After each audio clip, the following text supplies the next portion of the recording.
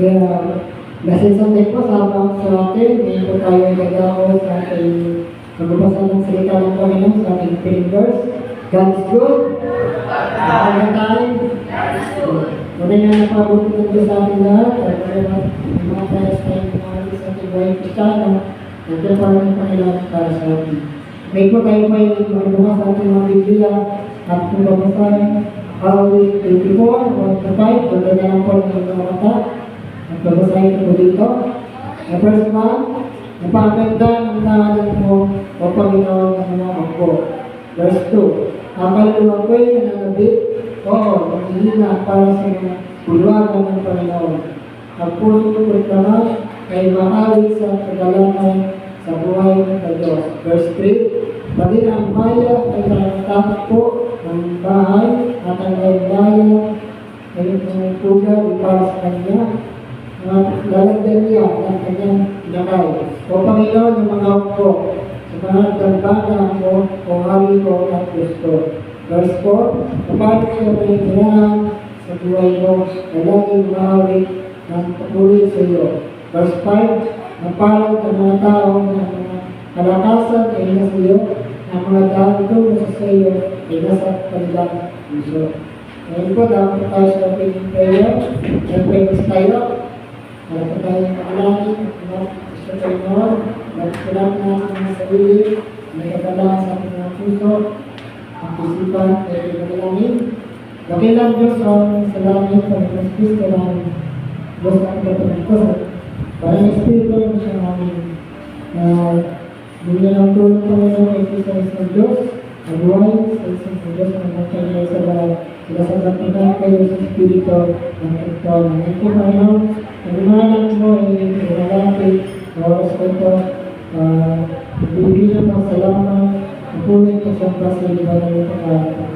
Lord God, ang mga puso, isipan, ang pagbilisip, ang pagkakatapat sa iyo Panginoon. Magyan ko pagkakila, hindi ko sinarap na iyo, gusto ko sa iyo gagawin ng mga isipon, hindi ko siya isipan sa kanila. Magyan ko pagkakila, Panginoon, ang nagkaroon ng sikal, ang sa pamilya, hindi ko ay nakatalo. Lord God, ilayin ko ang mga may kailangan ko sila, Panginoon, ang pagkakatapat, ilayin ko sila. Jadi kita dalam semangat spiritual kita, menang yang memperoleh kita dalam pengetahuan, bukan kepada yang keras ini. Ibarat kepatian, awal dunia, awal kesalahan juga pemasangan. Aisyah, kami kerana kita siang awal, kami mengatakan kita berdua masuk ke hospital, bagi hospital itu. Pagaling iba niya tayo doon. Kami ito, kami pawis nyo, matubay, espiritu, kami na muna sa pagaling ito, ito na para sa kanila, yung bawin ko, ang nagbawa kanila sa akin. Lord, ito na ang kulangin, ang salamat sa mga Jesus.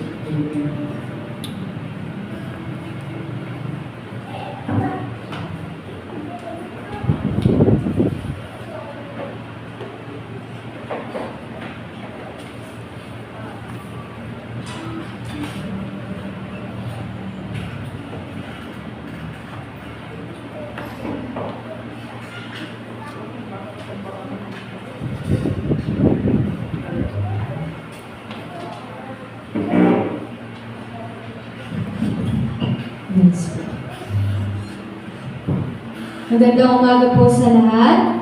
God is good. All the time. And all the time. And sabi sa Psalms 30:11, you turn my mourning into dancing. You remove my sackcloth and clothe me with joy. We are not meant to carry our burdens alone. Whatever sorrow, pain, or trouble we face, we can exchange it for the joy and peace that is from the Lord.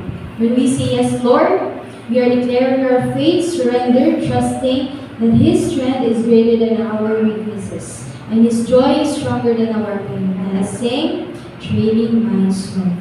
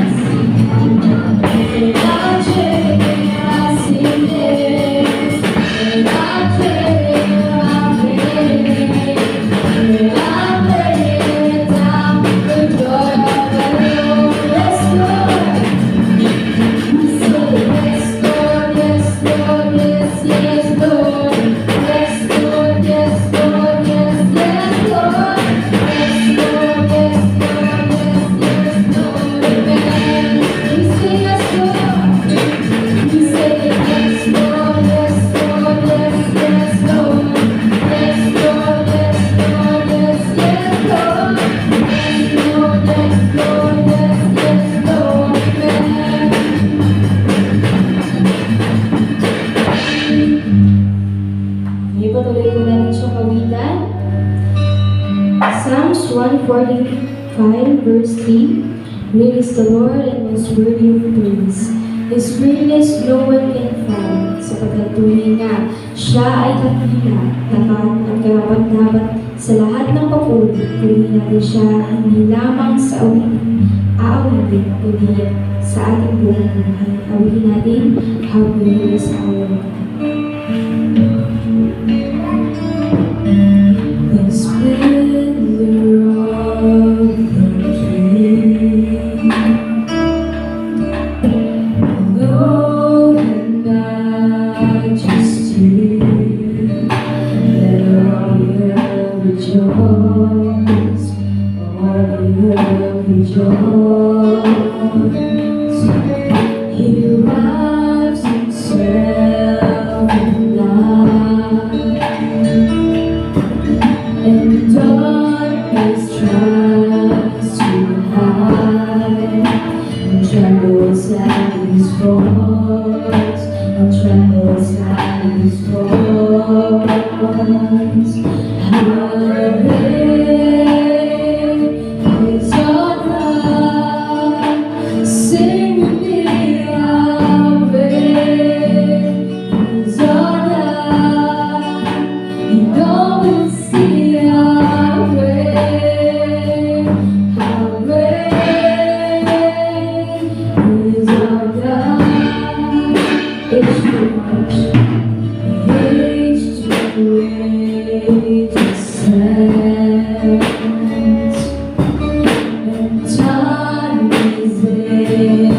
his hand. Bibigyan niya hiling, bibigyan niya hiling. The God that created one, the Father, Spirit, Son, the Lion and the Lamb, the Lion and the Lamb. How great is our God, sing with me, how great is our God, and all will see how great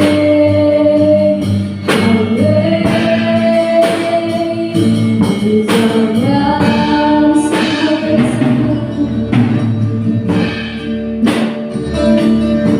How great is our God, sing with me, how great is our God, and all will see how great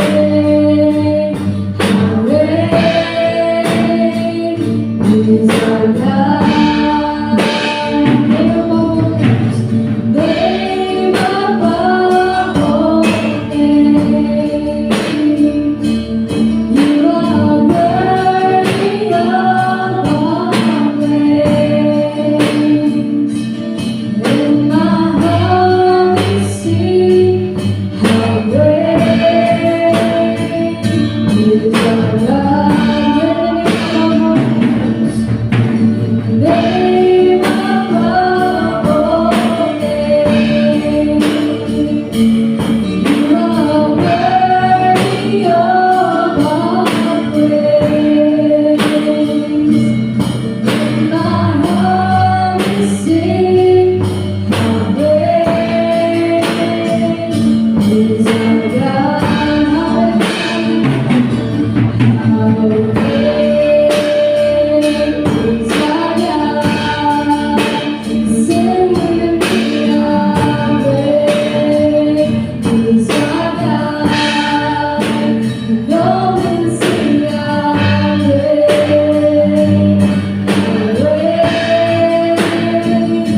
is our God.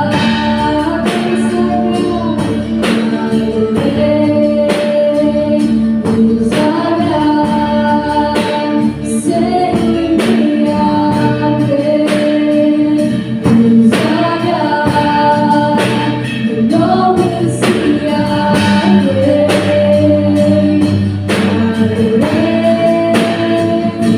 is our God.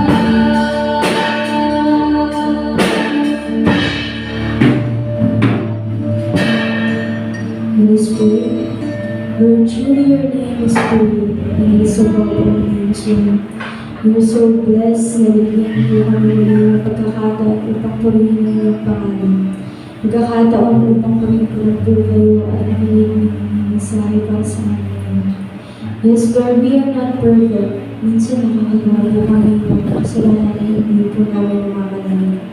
Forgive us, Lord, sa mga mali po namin nagagawa. Salamat, Lord, dahil sa kabila po ng lahat, may hindi po rin po kami pinagabayan. Patuloy niyo pa rin po kami pinagabayan at pinangunahan sa araw-araw. Continue to bless each and every one of us, Lord, at muli niyo po kami samahan sa araw na ito. Open and prepare our hearts and minds as we listen to your word.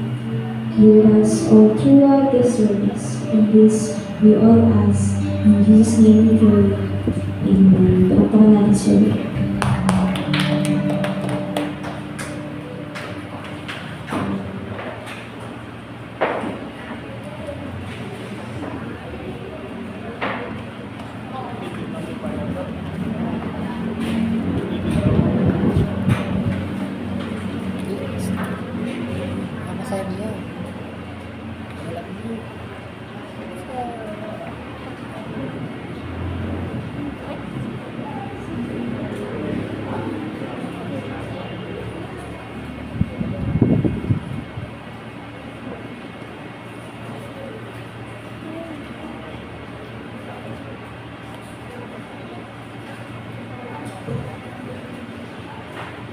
Kaya po, para sa ating responsibility, salitan po tayo ng ating pagbasa ng salita ng Panginoon.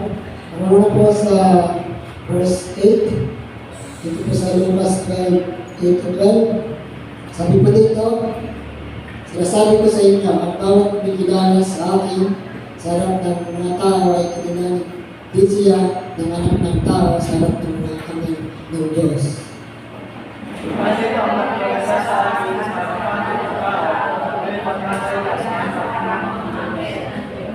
Verse 10, at ang bawat ligtas ng salita laban sa anak ng tao ay tatawarin, ngunit ang salita na lapastangan laban sa Espiritu Santo ay di tatawarin.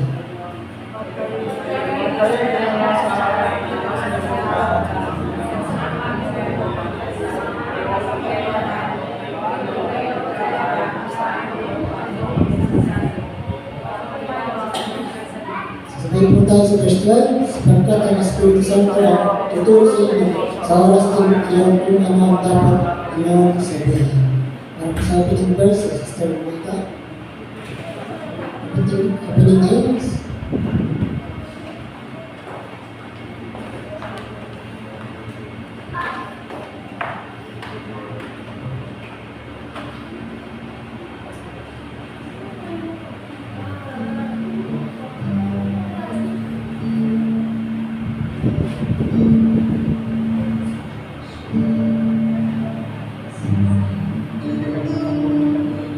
Blessed assurance, ready sing. Blessed assurance, Jesus is mine. Oh, what a foretaste of glory divine. Heir of salvation, purchase of God. Born of His Spirit, washed in His blood. This is my story, this is my song, praising my Savior all the day long. This is my story, this is my song, praising my Savior all the day long.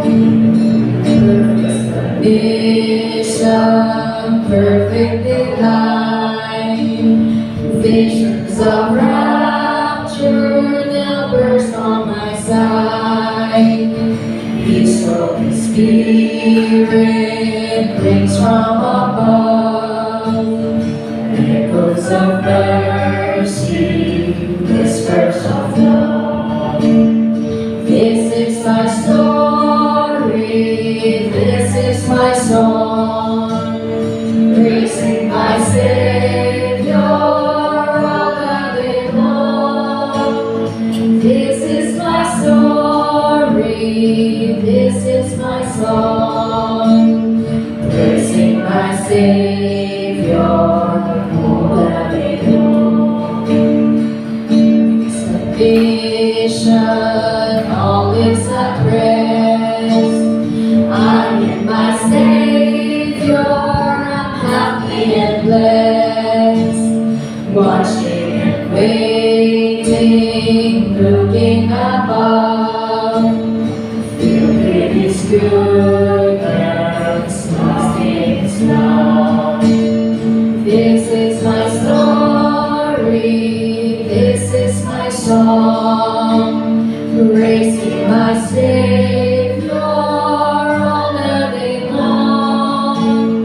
This is my story, this is my song, praising my Savior all the day long.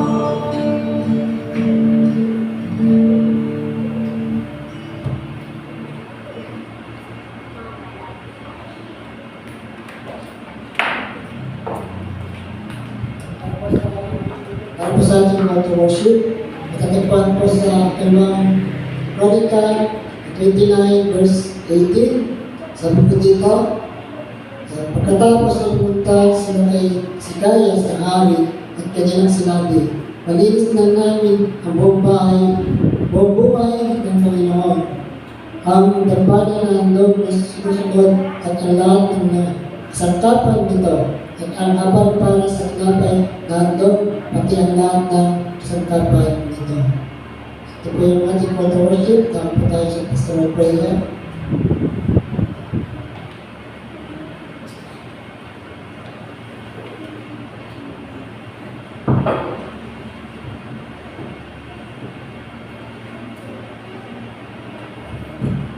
Okay, tayo po ay manalangin. Sa muli Panginoon, kami po ay nagpapasalamat sa oras na ito sa iyong napakagandang biyaya sa amin. Salamat po sa napakagandang panahon sa bagong buhay at taglay ng bawat isa. Alam ko po sa araw ito Panginoon ay may plano pa sa amin Panginoon sa iyong mga salita na amin po tatalakayin ay ninais kami paabot sa bawat isa. Nawa ay ito ay maging instrumento na kami ay lalong tumatak, lalong tumibay sa aming pananampalataya. Higit sa lahat, kami ay lalong lumalim sa iyo, Panginoon. Salamat po sa pagkakataong ito na muli kami ay nakapagpuri, nakaawin, nakapagbigay ng parangal ng Panginoon. Maraming salamat din sa pribilehyo ng ito na muli ay makakarinig po kami ng iyong kasalit. Nawa po ay tumingin ito sa puso ng bawat isa, maging kalabuan at maging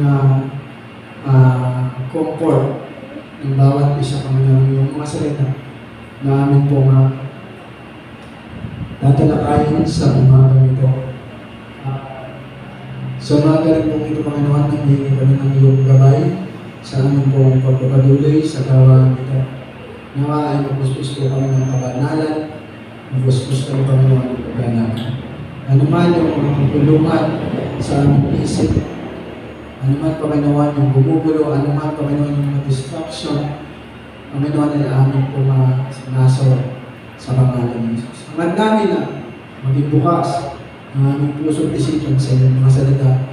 Bigyan mo kami ng pang-inawa hindi sa iyong nais ipabatid sa amin sa umaga nito. Nawa ay makapagpatuloy kami sa pamumuhay na ayon sa iyong kalooban. Makapamuhay kami ng may kabanalan. Higit sa lahat ng Panginoon ay maitaas namin ang iyong pangalan sa bawat salita, sa bawat bukan ng aming din, ay maging pagbabala ito sa aming kapwa. At higit sa lahat ay sa iyo, Panginoon, ay ibigay ng mga purihan. Ang aming pagbuhay ay iyo, Panginoon, laging ial kung ikatan ang aming buhay na patuloy. Nawa ay patuloy ka namin mapapurihan sa aming buhay, sa patuloy namin paglilingkod, patuloy namin pagsunod sa iyong mga salita. Nawa ay ang bawat taong nakapaligid sa amin ay patuloy na bless sa amin. Itong papupo, Panginoon, ang aming kilos, galaw, mananalita sa lahat ng oras at panahon. Upang kami ay maging kaaya-aya sa iba, maglalatibig sa iyo natin. Sa umagang ito, itinataas ka namin, pinupuri ka namin, at hangad namin na kami ay samahan mo sa kami. Sa iyo po ang papuri at pasasalamat sa pangalan ng Panginoon Jesus. Amen. Amen. God is good. All the time. And all the time. God is good. Tunay na napakabuti po ng Panginoon sa buhay natin sapagkat tayo naman po ay muling pinagpala ng Panginoon ng isang buhay na kaloob na sa atin sa umaga. At nawa, ang ating pong ang buhay na ito na kaloob ng Diyos ay patuloy na magbigay ng karangalan sa pangalan ng Panginoon at higit sa lahat ay maging pagbabahala sa lahat. So, ang ating pong pag-aaralan natin sa umagang ito, ang ating pong message ay sabi, magbantay. So, napakaganda po yung ating message sa umagang ito. Tayo ay i-remind ng Diyos na magbantay. Saan po kaya tayo dapat magbantay? Ano ba yung dapat nating bantayan? So yun po yung aalamin natin sa atin po topic. So yung text na ginamit natin, 1 Peter 5:8. Dito na lang po titingin medyo malalaki po yung masulat. Sabi po ng 1 Peter 5:8 o unang Pedro sa Tagalog, sabi po dito, maginganda kayo at magbantay sapagkat ang diablo na iyong kaaway ay parang iyong umaatumal at naghahanap ng masisira. So dito pa lang po sa sinabi ni Pedro, alam na po natin kung sino at kung bakit dapat tayong magbantay. Sapagkat sinabi po ng salita ng Diyos, sapagkat ang inyong kaaway ng diablo ay parang leon na umaatumal. Sa ating pong introduction ay dito po natin na makikita ang sulat po ba yung ating introduction. Sabi po dito, sa ating paglalakbay Kristiyano, madalas nating marinig ang mga salitang manalangin ka, magbasa ng Biblia, at maglingkod. Ngunit may isa pang mahalagang panawagan na hindi natin dapat kaligtaan, ang panawagan na magbantay. So, sa panahon natin, sa ating panahon, ngayon, kung saan talagang ang kasamaan at panlilinlang, ang pagiging mapagbantay ay hindi lamang isang opsyon, kundi isang pangangailangan.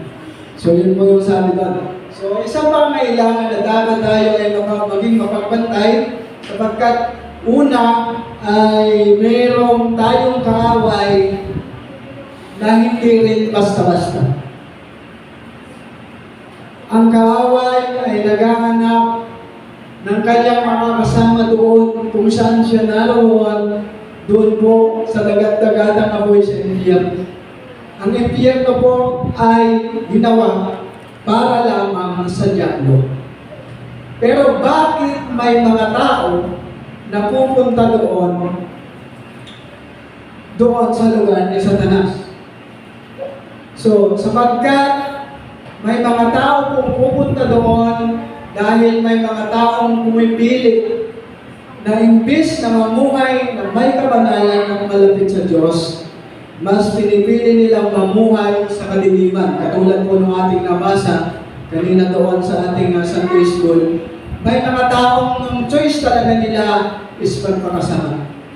Kaya si Satanas ay humihila ng maraming makasalanang tao sapagkat ang pinipili ng tao, imbes na magpagamit sa Diyos, imbes na maglingkod sa Diyos, mas pinipili nila ang mamuhay sa kasamaan.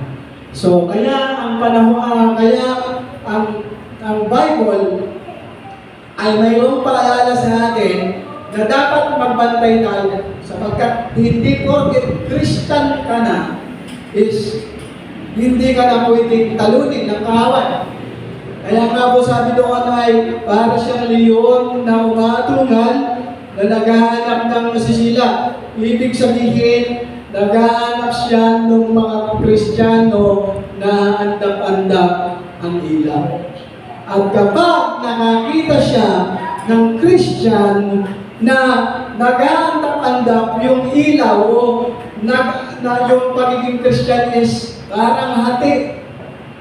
Christian ngayon, bukas hindi. So, malinaw ko na sinasabi na yun yung hahanapin ni Satan upang wasakin. At kapag ang Kristiyanong ito ay nawasak, magtatagumpay ang diablo, sino ba talaga yung masisira? Una ay yung iyong banal na patutuo.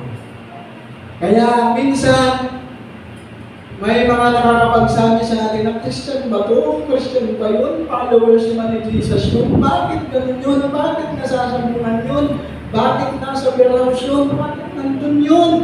Diba? Maraming ganon. Kaya sabi nito, sa ating definition, sabi dito, ang salitang magbantay is nagmula sa salitang Grego na ibig sabihin ay lepo, mga pagkabasa ng lepo, na nangangahulugan ng pagiging alerto, pagiging mapagpigil o pagiging listo.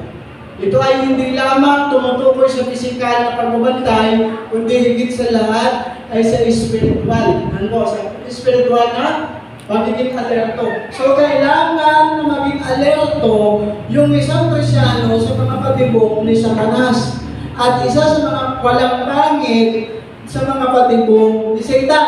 Ang mga patibong ni Satan ay masarap, maganda sa mata, ngunit sa dulo ay kapahamakan pa.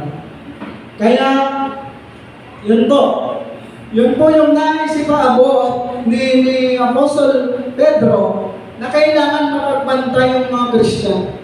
Na yung pagiging Christian is hindi Christian ngayon ay bukas hindi. So, pagpipindot sa yung textual background po yan, ang 1 Peter ay sinulat ni Apostol Pedro sa mga Kristiyanong nakakalat sa iba't ibang probinsya ng Asya Minor. Sa konteksto o talata, nagpabala si Pedro tungkol sa mga pagsubok at pag-uusig na kanilang pinakahanap. Kaya hinimok niya sila na magpakatino at magbantay laban sa Diablo na siyang pangunahing sanhi ng kanilang paghihirap. So ito po yung dahilan kasi at the time po na si Pedro ay nagtuturo doon sa mga Christian, marami siyang mga Christian na nakita doon na aandap-andap yung pagiging Christian. So ang ibig sabihin is, so madaling sabi yung carnality, yung pwedeng mamuhay ng masama, pwedeng mamuhay sa kabanalan. So yun po yung mga nakita doon ni Pedro na kanya namang ikinalungkot dahil yung Diablo is parang leon na naghahanap siya ng masisila. Ibig sabihin ng masisila is mawawasak na Kristiyano, na followers ni Jesus Christ. So yun po yung kanyang hangat. Ang wasakin ang pamumuhay ng mga lingkod ng Diyos. Kaya sabi nga po sa John 10:10, wala po dyan, sabi doon, kaya lamang pumupunta ang magnanakaw ay upang magwasak at pumatay. So yung tinutukoy doon na magnanakaw is si Satanas. Ang plano niya sa buhay ng tao ay wasakin. No? Kung yung plano ni Jesus Christ ay mamuhay tayo ng may holiness, ang plano naman ni Satan ay wasakin at pasinungalingan ang Diyos sa buhay mo. Nais ni Satan na maging sinungaling ang Diyos sa pamamagitan ng iyong buhay. Kaya nagsasabi tayo, I am a Christian, I am a Baptist. Kami ay naniniwala, Bible alone kami, sumusunod kami sa salita ng Diyos. Kaya sabi ko, kung walang application, is useless. Ang dami mo sa ulang verses, ang lagi naman nagbabasa ng Bible, so hindi naman nakikita sa buhay natin. So, useless. Kaya, ang gagawin ni Satan, pasisinungalingan. Dapat ilalatagan ka niya ng mga temptation, na mas masarap, magaganda. At dahil ang buhay mo ay andap-andap yung iyong pagiging Christian, o hindi ka ganun kalago, madadala ka ito. At hindi mo mamamalayan na ikaw pala ay nasa point na sinisira mo na mismo ang iyong patutuo. Kaya sabi dito, hinimok nila sila na magpakatino at magbantay laban sa Diablo na siyang pangunahin ng sanhi ng kanilang paghihirap. Ayan. So meron po tayo mga point na makakatulong sa atin upang galing po sa salitang magbantay ka. Number 1, sabi dito, magbantay ka sa iyong sarili. Ang ating sarili ang unang larangan ng labanan. So ano po ang pinupoint dito? Ang ating sarili mismo ang ating kalaban minsan. No? Given na yung Word of God, andyan na, pero minsan, ang kalaban natin is yung ating sarili. No? Na hirap na hirap tayong disiplinahin at sumilin ang ating mga weaknesses. Lalo kung hindi ka prayerful, nag-pray ka lang tuwing kakain, tuwing mag-aapunan, mag-aagahan, minsan hindi pa. So kapag walang personal prayer, yung isang Kristiyano, mga kapatid, ay unang kalaban niyan dyan ay sarili. Minsan napapansin natin, kung kailan Sunday, kung kailan gusto mong mag-serve sa Lord, saka kakaantukin, saka hinang-hinang yung physical body mo, parang mayroong umahadang at parang nagpapakain ka rin sa ganun. So yan po ay nilalabanan. Pag inanto ka, umisip ka, pag nawalan ka ng interest sa pagsasaliksik ng salita ng Diyos, labanan mo yan, i-review mo. Sabihin mo sa pangalan ni Jesus, magbabasa ako ngayon. No? Magsasaliksik ako ng Word of God. Aalamin ko kung ano yung sasabihin ng Diyos sa atin ngayon. And then, i-apply natin sa buhay natin yung mga natututunan natin. Kasi nga, ang unang kalaban natin dito sa pagiging Kristiyano is yung ating sarili. Kaya minsan, hindi ka makawala sa mga bagay na umaalipin sa atin kasi hinahayaan natin na kainin tayo. At ang Diablo po ay napakabilis niya. Napakabilis ang Diablo. Hinahayaan natin yung ating sarili sa kahingaan. Imbis na humingi tayo ng tulong sa Panginoon, mag-pray tayo, dahil nag-enjoy na tayo, dahil masarap doon, dahil masarap dito, dahil masarap ito, nagtutuloy-tuloy na tayo. At minsan, ang kinasasadlakan noon, sarili mo rin ang nahihirapan. Minsan nakakapigto pa sa pamilya, sa relationship, sa church, and then sa lahat ng bagay, nakaka-apekto pa yung iyong pagiging pabaya bilang isang Christian. Sa ating subpoint, sabi dito, madalas ang ating kahinaan at kasalanan ang nagiging daan upang tayo ay malintang ng kaaway. So yun po yung sabi ng aming subpoint. Madalas ang ating kahinaan at kasalanan ang nagiging daan upang tayo ay manintang ng kaaway. Once na tayo ay nagkasala, alam natin mali yun. Alam natin mali yung ating ginagawa. Kaya ano nangyayari? So, si Satan ay papasok at sasabihin niya, oh, baka naman church, naku, huwag ka na magbasa ng Bible. Nagkasala ka na nga eh. Gabi, enjoy ka, di ba? Enjoy ka kasama yung mga tropa pits mo, yung mga ano mo. Huwag na magsimpat. May mga ganong situation. Yung ating kahinaan, yung siyang ginagamit ni Satan, upang tayo ay kanyang manila. At sa ganon, ayaw din sa tatas na lumalago tayo. Kasi kapag malago tayo, nadidetect na natin ang kanyang mga katibok. Yun po yung kaibahan ng malagong Christian. Patibong pa lang ni Satan, alam niya na. Pero kapag aandap-andap tayo, naghahanap lang siya dyan. Iikot-ikot yan minsan sa tahanan mo. Sino pa dito yung mahina sa family nito. Kapag nakita nito mahina ang nanay nito, ito ngayon ang nagiging problema. So, nagiging malaki yung apekto ng panlilinlang ng Diablo sa pamilya. Na kapag hindi naging aware yung isang Kristiyano, maaaring sa isang iglap, mawasak ang pamilyang Kristiyano. Ipapakita ni Satan yung pagkukulang ng asawa mo. Ang ganda na yan. Ano yan? So, ang gagawin natin, kapag tayo nalinlan, hahanapin natin sa iba yung wala sa asawa. So, ano mangyayari? Pwedeng makipag-appear tayo sa ibang babae o sa ibang lalaki kasi may kulang dito. Wala kang alam. Akala mo, lutas yung problem mo. Kasi dito, natutugunan yung problema ko. Dito sa asawa ko, hindi. Yun po yung panlilinlang na tinatawag na akala mo, sasaya ka. Pero sa dulo, mawawasak ang family mo. Masisira ang pangalan mo, masisira yung relationship nyo bilang mag-asawa, masisira yung even sa inyong mga anak. And then, ano mangyayari pag nagkaaway-away, nagkagulo-gulo, hindi nagkakaintindihan, sasabihin mo, hiwalay na tayo. And then, sino yung maapektuhan? Yung mga anak natin na wala namang kinalaman sa kapabayaan ninyong dalawa. Dapat, as a Christian, mag-focus tayo sa pagbabantay sa ating sarili upang tayo ay hindi manghina. Mag-enjoy ka talaga. Ano yan ni Satan? Patikong yan eh. Lahat ng magpapatikong ni Satan, maganda. So, saan ba natutokso yung lalaki? Di ba sa mga magagandang babae?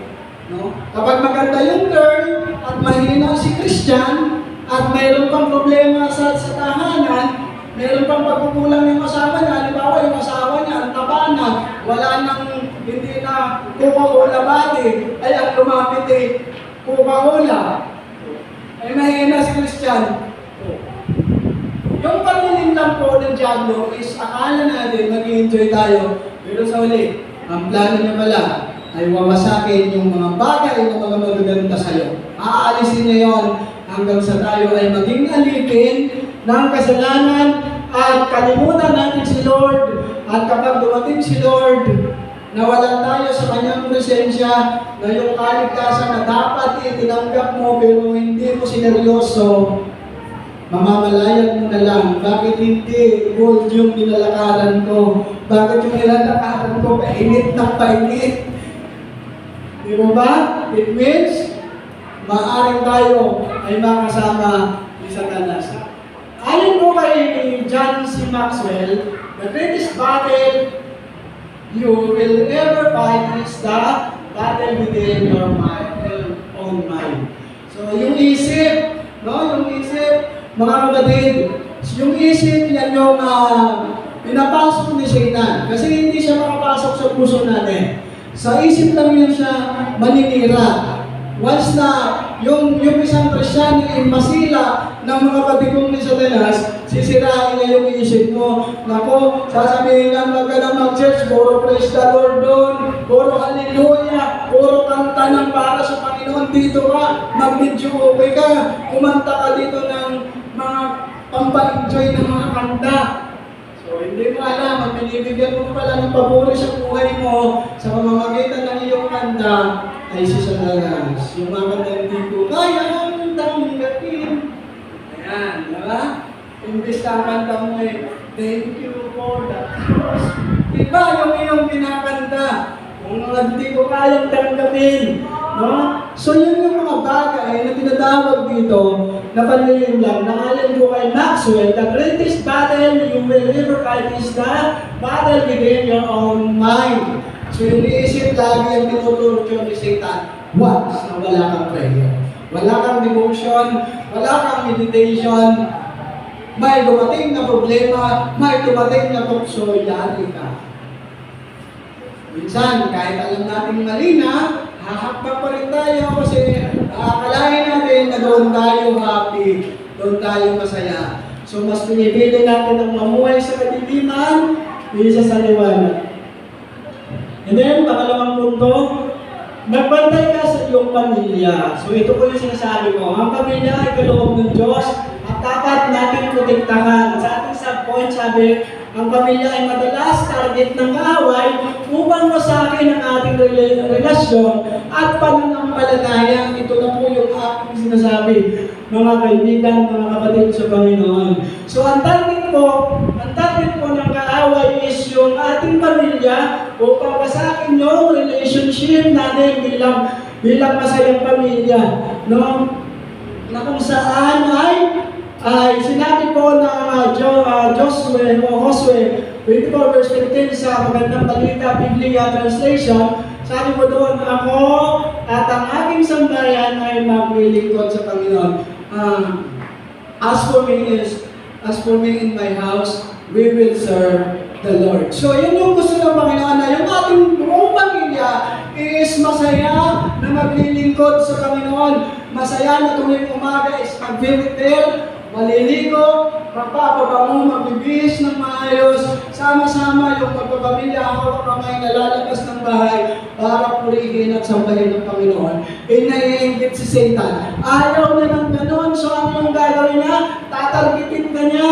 No? Na kapag hindi ka magbantay sa iyong pamilya, sapagkat yan po ay kaloob ng Diyos at dapat mong protektahan. So, napakahalaga dito na yung tatay talaga is siya yung pinaka-leader ng family. Siya dapat yung laging naumuna sa pag-serve sa Panginoon. Siya dapat yung nag-encourage sa iyong tagagising sa mga anak niya upang sila ay mag-devotion, upang sila ay mag-prepare sa pagpunta sa church. So, dapat nandun, dapat kakitaan talaga dito ng kalaguang espiritual ang tatay. So, kapag tayo po'y nagpabaya, walang prayer si tatay, walang prayer si nanay, so ang nangyayari niyan, puro away. Tandaan niyo po yan, mga kapatid. Ito yan, ang mangyayari niyan kapag walang prayer kayo, no? So, sapagkat subject tayo, nais ng Diablo na yung patutuo natin sa labas, sa mga taong nakabaligid sa atin is masira. Na, ano ba yan? Mga baptist ba yan? Mga Christian ba yan? Bakit nagpapatungan ng plato yan? Bakit nagdaan yan? So, pagka ganun po nangyayari sa ating tahanan, bakit yung tatay niya laging may dalang ano, laging kung ano yung sinasabi, di ba? So, ngayon po, ganun po yung sabi po ng Diyos ba?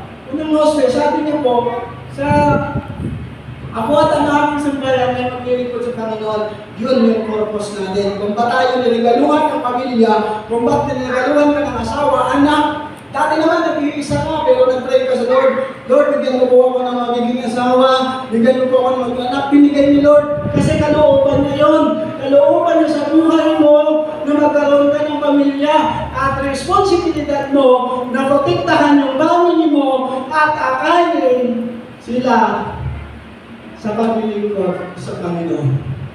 Ay ang problems, paano kung tayo mismo na inaasahan ng ating pamilya sa espiritual na kalagayan is hindi nagbabantay. So yun po, napakaganda po yung nais iparating sa atin ng Panginoon sa umagang ito, na nais yung Diyos mamulat tayo sa katotohanan na yung family is bigayan sa iyo ni Lord. Bigayan sa iyo ni Lord. Hindi yan basta na in love ka, hindi yan basta nasilip mo siya na in love ka, mag-asawa na kayo. Kapatid, yan po ay bigay sa iyo ng Panginoon. Kaya nga doon sa mga binata, mga dalaga dito, pag kayo ay dumating sa point na kayo ay nagbablanong magpamilya na kasi nasa tamang edad na kayo, iwasan ninyo ang pagpili ng basta guwapo. Iwasan ninyo. Ang hanapin ninyo ay yung kalooban ni Kristo. Kasi kapag ang natagpuan ninyo ay kalooban ni Kristo, ito yung mangyayari sa iyo. Ako at ang ating sambahayan ay maglilingkod sa Panginoon. Eh paano, Pastor, kung hindi Christian, kasi okay, mayaman, tapos kamukha ni Lolo Pascual, nasa kalagayan kang kritikal. Yun po yung masasabi ko. Sabi ng Bible, huwag tayong kami pamatok kasi hindi, mananampalataya. Sa English, sabi doon, do not unbeliever o unbeliever. Huwag tayong makipagrelasyon sa mga wala ang Kristo sa puso sapagkat malalagay ka sa kritika. Mas maganda kung talagang gusto mo siya, talagang hindi mapigilan yung puso mo, biyolo ka sa pa naman ang itsura. Kung hindi talaga mapigilan, galing mo talaga kay Jesus. No? Lagi mong obserbahan, lumalago ba ito? Nagpapagamit ba ito? Kasi minsan, may mga tao na pag nagustuhan nila yung dalaga, isisimba, magpapabaptize. Pag nakakasal, goodbye na. So dapat, pag sasabihin mong dadalhin mo sa Lord, uobserbahan mo na lumalago. Tumitibay, nadidevelop yung tunay na pananampalataya sa Panginoon. Saka pag nakita mo talaga na siya ay God-bearing na, naisuko niya na yung buhay niya sa Panginoon, nagpapagamit na siya, at sa tingin mo mas malago pa siya sa iyo, saka ka mo. Kasi ganito yung mangyayari sa iyo. Ako at ang aking sambahayan ay maglilingkod sa Panginoon. Ay kung hindi, sigurado na hindi ka nagbantay, tinignan mo is yung kapapuan ka, hindi Christian, maraming pwedeng mangyari. Masisira ang pamilya mo, ang katutuo mo, and then, maaaring habang buhay, hindi ka magiging happy. Kasi hindi ka sumunod sa pamantayan ng Diyos. Ang next, number 3, magbantay ka sa iyong iglesia o yung church. Ang iglesia ay katawan ni Kristo. Ang dapat natin pangalagaan. So, sa point natin sabi, ang pagkakawatak-watak at maling aral ay maaaring makasira sa iglesia. So ito yung atin pong dapat pakatandaan. Dapat tayo pong mga Christian, meron tayong tinatawag na stand. At yung stand natin, dapat doon tayo nakabase. Dapat yun yung niyayakap natin, yun yung pinangahawakan natin, at yun yung patayan natin sa ating pananampalataya sa Panginoon. Wag na wag mo sasabihin, Kristo naman yun, church din yun. Hindi po ganun yun. Kasi doon ka tinawag ng Diyos, doon ka nagsimula, doon ka dapat matapos sa paglilingkod mo. Kung may problema nga, hindi dahilan ang paglipat ng isang simbahan para iwasan yung problems. Ang dapat mong gawin, mag-stay ka doon at maging part ka ng pagiging maayos nito. So ang problema minsan sa atin, hindi natin ito sinaalang-alang. Yung iglesia po is katawan ni Kristo. Tayo yun, tayo hindi building. Tayo. Kaya kung ang ating iiwalay ay yung ating sarili sa ating mga kapatid at iiwan natin sila sa problema, anong Christian at anong stand meron tayo? Hindi po ka tumiran. Tatapatin ko po kayo mga kapatid. Hindi ka tumiran na Christian din yun. Hindi ka tumiran na, church time ba yun? Unang-una, titignan mo, ano ba yung salvation doon? Ano ba yung tinuturo about salvation? Baka yung salvation na pag nagkasala ka, mawawala. Yung salvation, pag tinignan mo sa Bible, is hindi po siya mawawala. So tingnan natin yung mga bagay na pagka tayo po nasa church, hindi po solusyon, naiwan natin ang simbahan at hayaan na sila doon, bahala na sila doon.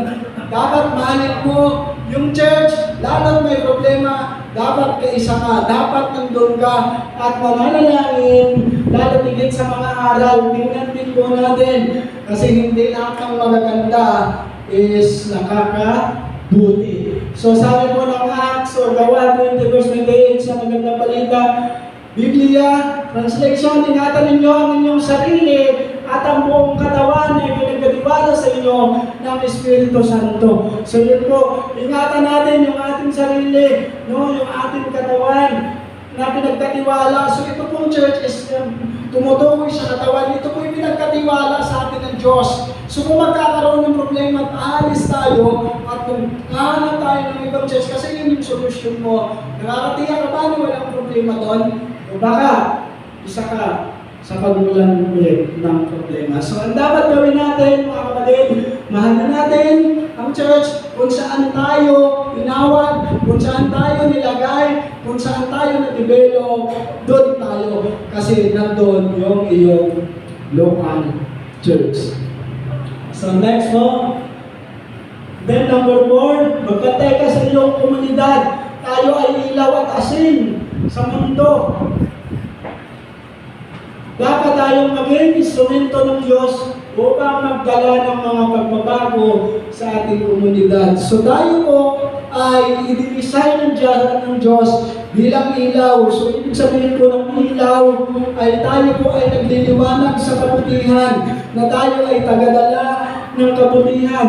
No, tayo ay nagliliwanag, yung buhay natin ay kakaiba sa buhay na mayroon dito sa sanlibutan. So balik kung tayo ay makikiayon, kaya po sabi ng Romans 12:2, no, wag kayong makiayon sa takbo ng sanlibutan ito.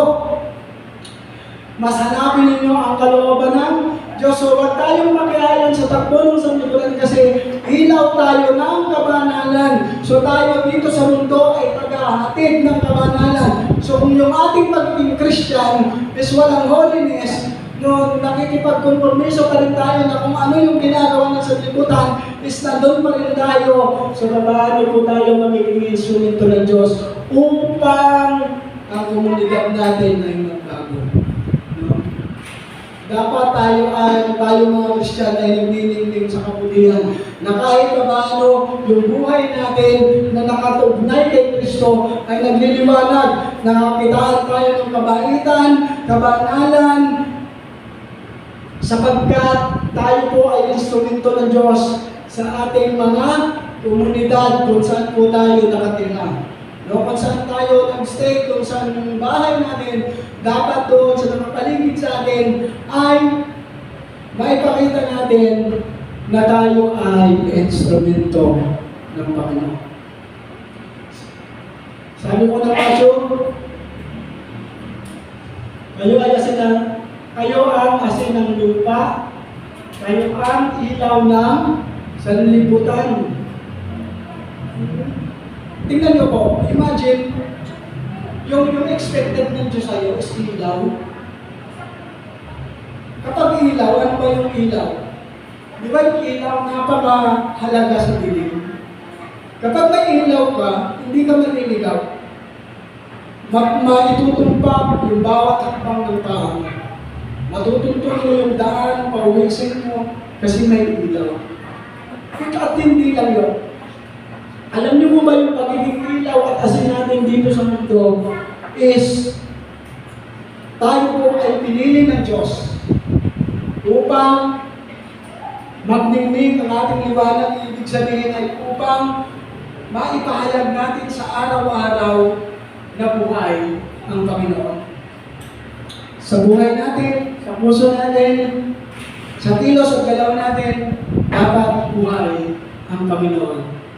Subalit, kapag hindi po tayo nakapagbantay, ano yung mangyayari sa atin? Yan po. Maaaring aandap-andap yung ilaw natin at maaaring mabiktima tayo ng kaaway. Last, number 5 po. So last point po natin. Magbantay ka sa iyong pananampalataya. Ang ating pananampalataya, ang tamang sandata natin laban sa kaaway. Sa subpoint, dapat natin pag-aralan ang salita ng Diyos at manatiling malapit sa Kanya. So, ito po yung napakagandang gawin natin mga kapatid. So, bantayan natin yung ating pananampalataya sapagkat ito yung pinakamabisang sandata natin upang labanan natin ang diablo. Upang maitaboy natin siya sa ating pamilya, sa ating isip, sa ating komunidad o sa ating pagiging isang Kristyano. Para maitaboy natin sila, kinakailangan na tayo ay dapat na mag-aral ng salita ng Diyos at manatiling malapit sa Panginoon. So sabi ng Ephesians chapter 6 verse 11, sa magandang balita, Biblia translation, isuot ninyo ang buong baluti ng Diyos upang malabanan ninyo ang mga lalang ng diablo. So ano po yung baluti ng Diyos? Yun po ay ang kanyang mga salita na dapat ay dala-dala natin. Dapat alam natin kung kailan natin gagamitin ang salita ng Diyos. Ang salita ng Diyos magagamit sa pag-review. Halimbawa, matitem ka, sabihin mo, in Jesus' name, lumayo ka. Ang sabi sa salita ng Diyos, mas mabuti pang tupitin mo ang iyong mata kaysa buo kang itapon sa impyerno. So, yun po, sabi mo, yun ang sabi ng Bible, kailangan hindi ako mapagnasa ng masama, hindi ako magnasa ng malay, sapagkat yun po ang sabi ng salita ng Diyos. Kaya mahalaga na yung isang Kristyano is nag-aaral sa salita ng Diyos. Kung paano tayo nag-aaral para makapasa sa mga exam, sa ating mga students dyan, mga young people, sana po ay sipagan ninyo ang inyong pag-aaral sa sikular, isipagan din ninyo ang pag-aaral sa salita ng Diyos. Para meron tayong weapon upang malabanan ang mga lalang ng diablo. Kaya mag-ingat po tayo mga young people, yung mga katalagahan natin, yung mga binata natin, mag-ingat po tayo sapagkat yung mga lalang ng diablo, puro maganda yan sa mata ng tao. No? Kaya lagi ko pong paalala sa inyo bilang lingkod ng Diyos, no? kapag dumating kayo sa point na kayo ay magpapamilya, lagi niyong isalang-alang dapat siya ay mayroong relasyon sa Panginoon. No, wag nating itataya sa gwapo ang ating pagiging isang Kristyan. Huwag nating itataya sa mayaman o sa isang edukadong tao na maraming pera ang ating pagiging Kristyan. Pinakailangan gawin mo muna yung part mo, dalhin mo sa Lord kung pinakailangan bago mo bigyan ng pag-asa sa inyong mga puso. Kasi, yun nga, ang gusto ng Diyos ay sama-sama kayong maglilingkod sa Panginoon. Ngunit kung non-believers yung sinagot mo, ayaw mo sa Christian, may mga Christian din naman na sinasadyang makipagrelasyon sa hindi sa unbeliever dahil minsan ang sagot daw is puro ipag-pray. Diba? Minsan kasi, yung atin naman po mga kadalagaan, kapag ayaw nyo talaga sa guy na Christian, huwag nyo naman sabihin, ipag-pray muna natin, brother. Eh, mag-pray na mag-pray yun. Kung ilang taon kami mag-pray yun, tapos wala ka naman palang gusto. Eh, mas maganda po mga kapatid, yung mga dalaga natin dyan, kapag talagang hindi natin tayo, sabihin natin ang maayos, brother. Kaya pag nahihirapan, tawagin mo si pastor. Brother, pasensya ka na. Hindi talaga eh. Wala talaga brother eh. Kaya minsan yung mga binatang naman natin mga Christian, sinasabi natin ipag-pray, taon ka nang pinag-pray, tapos pagdating sa point, umabot na siya ng 45 years old, nawala na lang yung memory ng isigan, sa kahigit kayo sa'yo, saka mo pa sinabi na ayaw mo sa kanya. Diba? So, kailangan, kung talagang hindi talaga pasok sa standard mo, is maging honest ka, maaga pa lang. Kaya naman siya, is matanggap niya at may init ko niya ayaw talaga sa akin ni sister, hanap na lang ako ng ibang day pag-ibig. Hindi naman yung inabot na sa mga taong ko panalangin sa iyo, wala ka naman sinasabi. No, di ba ba? So dapat, pinakamahalaga sa inyo yung people, no, yung ating mga kadalagahan dito, maging honest. Kung walang feeling, sabihin ng maayos. Kung wala ka lang nararamdaman, kahit na kayo nasa tamang mga edad na someday, so maging honest. Kung natin sabihin natin, ipag-pray natin yan, kapatid. Siyempre, ay in love sa'yo yun, may gusto sa'yo yun, ipag-pray ka. Ay pero dahil hindi talaga kayo yung God's will, hindi na kailangan maging honest po yung ating mga kadalagahan. So dapat, ganun po, bilang isang anak ng Diyos, tayo ay marunong magtaka. No, ganun din po, kasi wag po natin itataya talaga yung ating magiging Christian dahil lang sa magandang itsura, dahil lang sa palagay mo, i-secure yung future mo. Eh, paano naman yung isa pang future na mas mahalaga kaysa sa anumang bagay. So yun po yung sabi na isuot ninyo ng baluti ang Diyos upang napaglabanan ninyo ang mga lalang ng Diablo. So yung baluti is yung Word of God. Manatili tayong malapit sa Panginoon para po tayo ay tumatag, lumakas at malabanan po natin ng Diablo. Ngayon pa kayo pindot ulit. So ayon po, sabi po dito,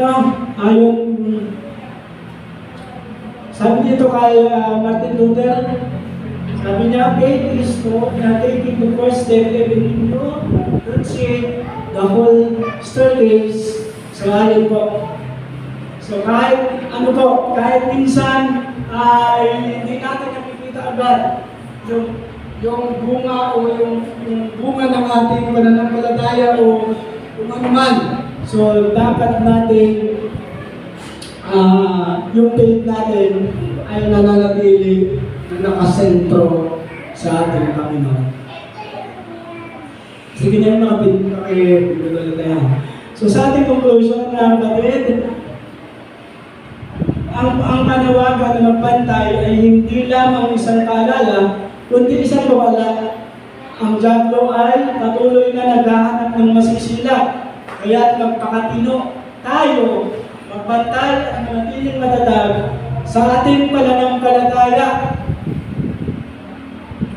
Huwag natin kalimutan na ang Diyos ay laging hanggang tumulong sa atin sa pamamagitan ng kanyang biyaya.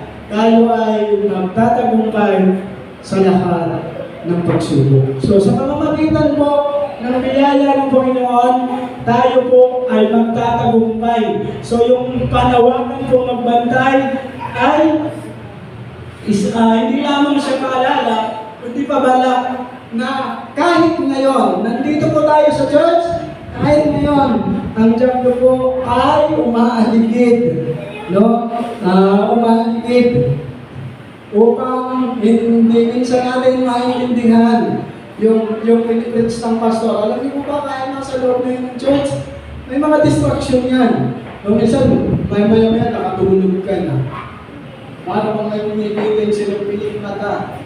Natutulog, minsan pagka-gising mo, nag-amin na yung pastor. Tapos bigla mo rin sabi, Amen. So kaya nga po doon sa isang kwento, yung nagparamihan ng ingles si Satan at ang Panginoon. So sabi ni Satan, pumunta sila sa mga warehouse. Sabi ni Satan, Jesus, kita mo ba yung mga yan? Yung lahat na nagsasayawan dyan, sa akin lahat yan. Diba? Alagang nalungkot ang panahon. Pupunta ulit sila sa sabungan. Sabi ni Satan, Jesus, kita mo ba yung nagsisigawan na akin lahat yan? Ano sabi? Talagang nalungkot ng Panginoon. Sabi ngayon ng Panginoon is babawi. Pumunta kayo tayo sa mga church. Pumunta sila sa church. Diba? Maraming impel yung muna nilang napunta. Sabi ng ating Panginoon sa kanas, kita mo ba yan mga nakaupo na nakikinig sa pastor? Sa akin lahat yan! Sabi naman sa Diyos, oy! Sigurado ka ba, Jesus? Paano yung mga natutulog? Akin pa rin yan. Diba? So makikita natin na yung natutulog sa church is hindi rin maganda. No? Akala ni Jesus tuloy, kanya lahat yun. Nasa church na eh. Pero sabi ni Satan, paano yung natutulog? Sa akin pa rin yun. So, bagamat siya po isang kwento lang, ay may aral. Dapat hindi natin tinutulugan yung mga salita ng Diyos. Sa halip, magbantay tayo. No?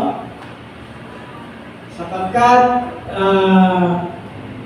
yung Diablo ay naghahanap palagi ng masisila, kaya't magpakatino tayo, magbantay, at manatiling matatag sa ating pananampalataya. So ito pong sinabi dito, huwag natin kalimutan na ang Diyos ay naging tumulong sa atin. Pinabubulaan ng ulan ni Satan minsan sa buhay natin. Kaya minsan yung tao hindi makalago-lago dahil kapag nakakagawa ng mali, akala nila iiwan sila ng Diyos. Pero ang totoo, hinihintay sila ng Panginoon na lumapit. So sana po, yung ating pong pinag-aralan ay ating pong naiintindihan mga kapatid na ang Diablo ay nag-aantay lamang na ikaw ay manghina, ikaw ay ma-discourage, ikaw ay magkamali at magalinlangan, at siguradong ikaw ay papasukin ng kaaway. Subalit, ang paalala sa atin ng Diablo, ng Panginoon, ang sabi ng Panginoon, isuot ninyo ang bayuti ng salita ng Diyos, yung Word of God, upang tayo ay manatiling malapit sa Panginoon. So sana po ay naiintindihan natin at sana po ay napagbala tayo ng salita ng Panginoon na ating pong hinango sa 1 Peter 5:8, no? At nawa tayo po ay magpatuloy na magbantay. Bantayan natin yung ating sarili, mga kapatid. Dahil hindi na po tayo pag-aari ng Diablo, kundi tayo po ay pag-aari na ni Kristo. Tayo po ay manalangin, Panginoon. Salamat po sa iyong mensahe na binabatid sa amin, inihayag sa amin sa umagang ito. Salamat po sa iyong napakagandang paalala at kabala sa amin na lagi kami magbantay bilang iyong mga anak. Salamat po at mayroong mga ganitong karunungan kayong binibigay sa amin upang mapaghandaan namin ang mga paglilitang at pandarayan ng Diablo sa buhay namin. So, sa iyo po ang papuri at pasasalamat sa pangalan ng Panginoong Jesus. Amen. Amen. Tatako po tayo sa ating pong pagkakaloob sa Panginoon. Mayroon po ba tayong special lugar?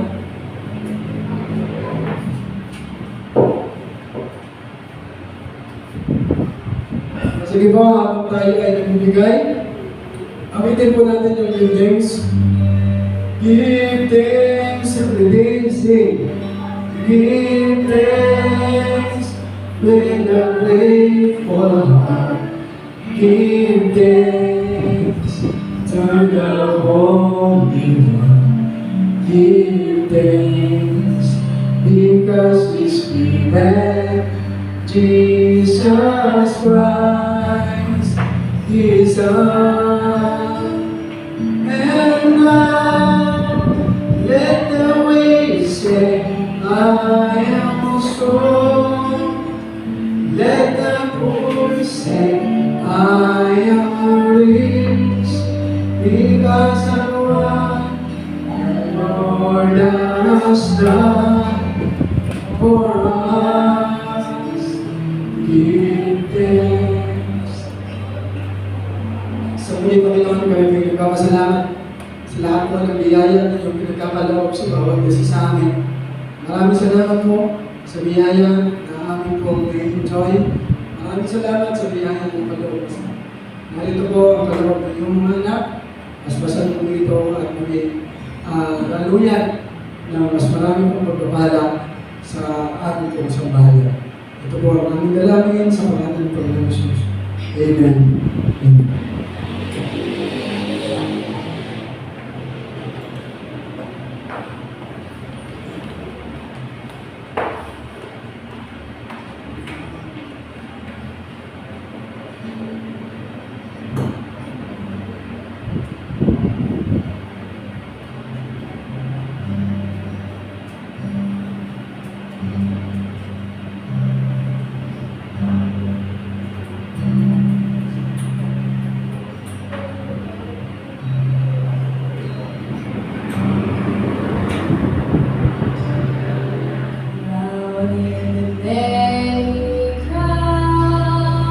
Ready, sing. Crown him with many crowns, the Lamb upon his throne. Hark how the heavenly anthem drones, all music by its song. Awake my soul and sing of Him who died for me, and hail Him as your matchless King through all eternity. Now with the Lord of life, who triumphed o'er the grave, who rose victorious through the strife, for those He came to save. His glories now we sing, who died and rose on high, who died eternal life to bring, and loosed that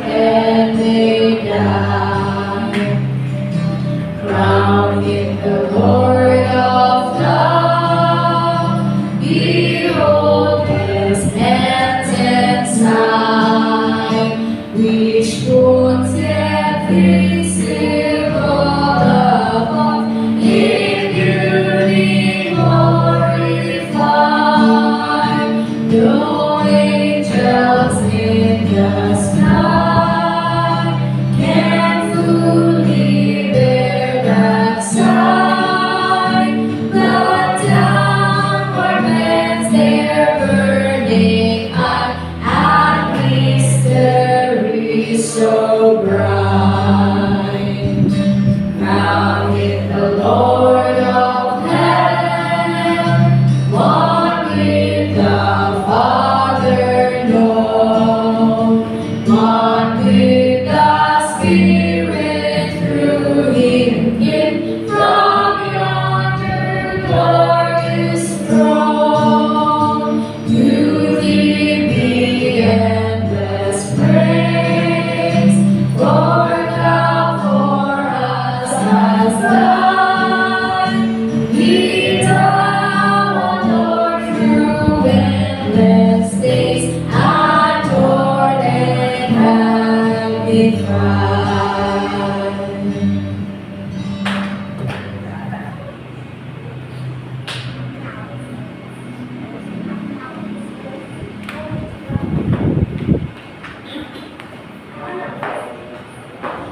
Para po sa ating announcement, sa ating pong altar dito,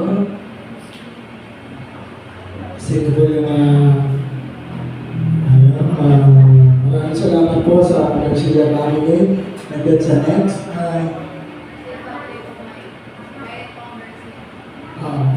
so salamat po sa inyo, ma'am, sa inyo po patuloy na pag-aalay na bulaklak sa ating pong decor. And then, sa next, wala pa po. So, wala po pong nakasahin. So, ayan, yung ating pong family visitation Bible study ay magpapatuloy. Noong Sabado po, nandun po tayo sa Family Garcia at kami po ay patuloy na nag-aaral po ng salita ng Diyos.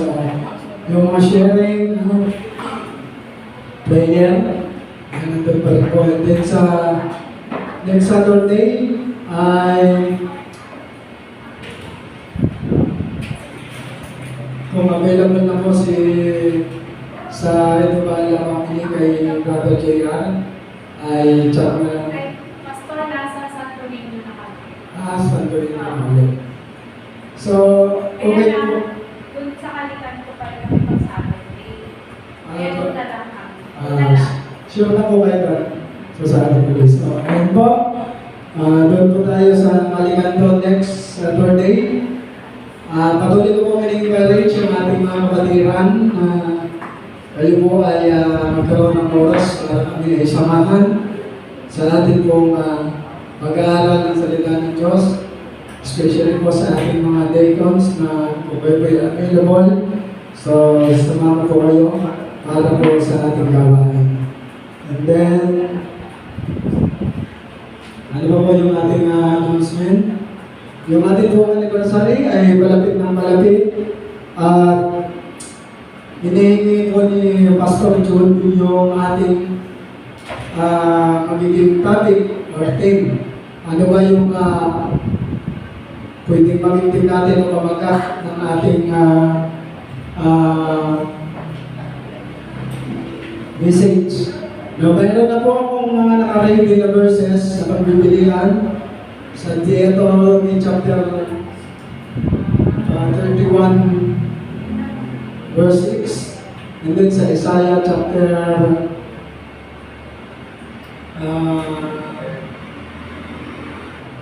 40 verse 10.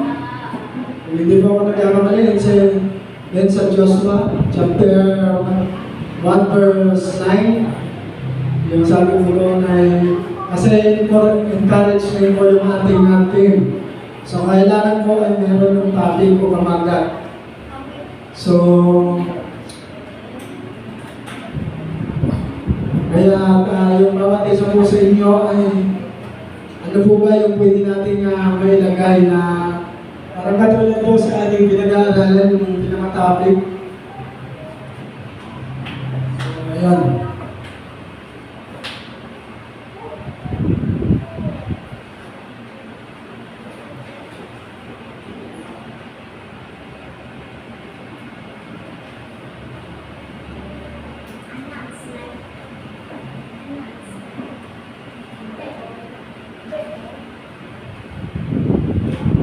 Titingnan lang po natin yung mga nag-upload na verse.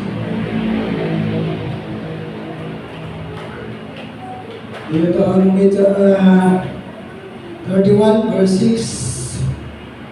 Sinasabi mo dito, magpakatatag kayo at lakasan ninyo ang inyong loob. Huwag kayong matakot sa kanila, sapagkat sasamahan kayo ni Yahweh na inyong Diyos. Hindi niya kayo iiwan, hindi pababayaan man. And then doon po sa Isaiah,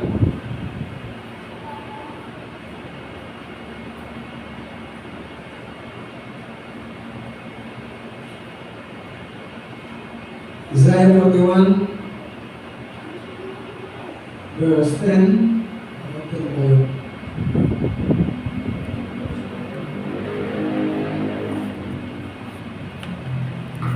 Ako isa sa iyo, huwag kang matakot. Ako ang inyong Diyos. Hindi ka dapat mangamba. Malalakasin kita at tutulungan, iingatan at ililigtas. And then sa Joshua, o Josue,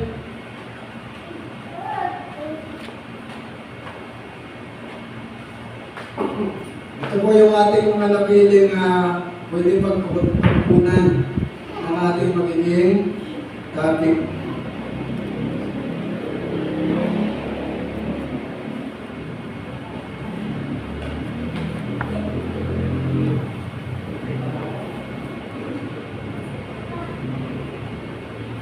Tandaan mo, ang pilit ko sa iyo, magpakatatag ka, lakasan mo ang iyong loob, huwag kang matatakot o mawala ng pag-asa, sapagkat ako si Yahweh na iyong Diyos ay kasama mo saan ka man magpunta. So itong tatlong verse na ito ay halos magkatunog at kapag pinag-aralan mo halos parehas yun ang nilalaman. So dito po ay pipili tayo ng magiging pamagat at pipili tayo ng isa kung alin ba yung mas maganda at mas madaling bigyan ng topic. Dito po sa Josue, pwede po dito yung pamagat topic na be strong in God and Diyos.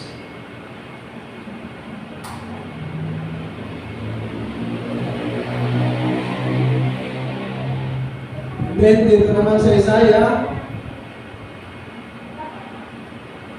the Lord is with you.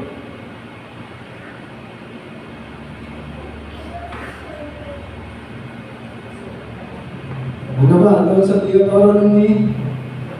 So halos magkakaparehas ng ibig sabihin, kaya madali lang siya Alin niyo mo yung gusto niyo? Yung sa Josue? Be strong in God and Diyos? Para yun na yung ating naipasa kay Pastor John. Kasi, magmanda lang, yun na.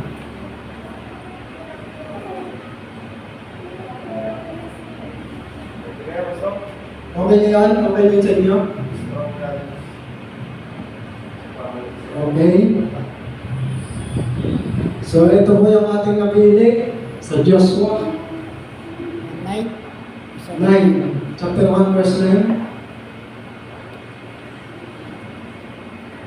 I-memorize na lang natin yung dalawa. Isaiah chapter 11, chapter 41 verse 10. Hindi ito ang chapter 31 verse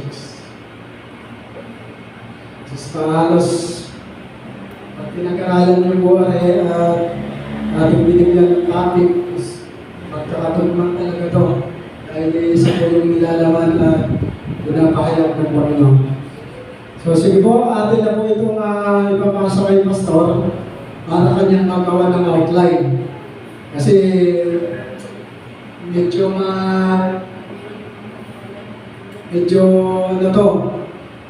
para mapagandaan ni Pastor yung kanyang magiging outline dito. Kasi ito po yung kanyang pag-aaralan talaga. Hindi po ganun kadali gumawa ng outline. Napakahirap kong gumawa ng outline. Kaya yung isang linggo ako na pag-aaral is parang kulang. Sa isang linggo na mag-aaral ka at gagawa ka ng mga gagawin natin na offline. So, kaya kailangan na po natin itong naipasa para medyo mahaba pa yung kanyang preparasyon.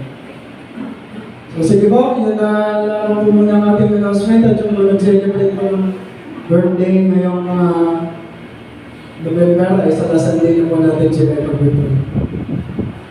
Sige po, tayo po ay tumayo. At tayo po ay dumako sa ating pong pangwakas na panalangin. Sa muli Panginoon, kami po ay nagpapasalamat sa natapos mo namin gawain. Maraming salamat po sa iyong pagsama sa aming Panginoon, sa iyong pagbibigay sa amin ng iyong wisdom, upang patuloy namin malaman ang kami ay laging maging mapagbantay at alira po sa mga gawa ng tao. Nawa, ito po ay maging kalakasan namin, Panginoon, yung mga salita mo siyang patuloy na magpaalala sa amin, mag-remind sa amin na hindi dapat kami maging pabayang mga Kristiyan.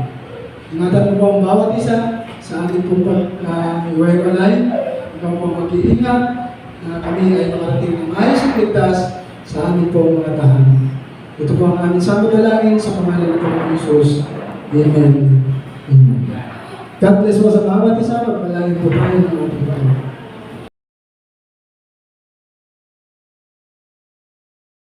Amlon Vlog TV. Like, share, subscribe, and comment. Alam nyo na ha.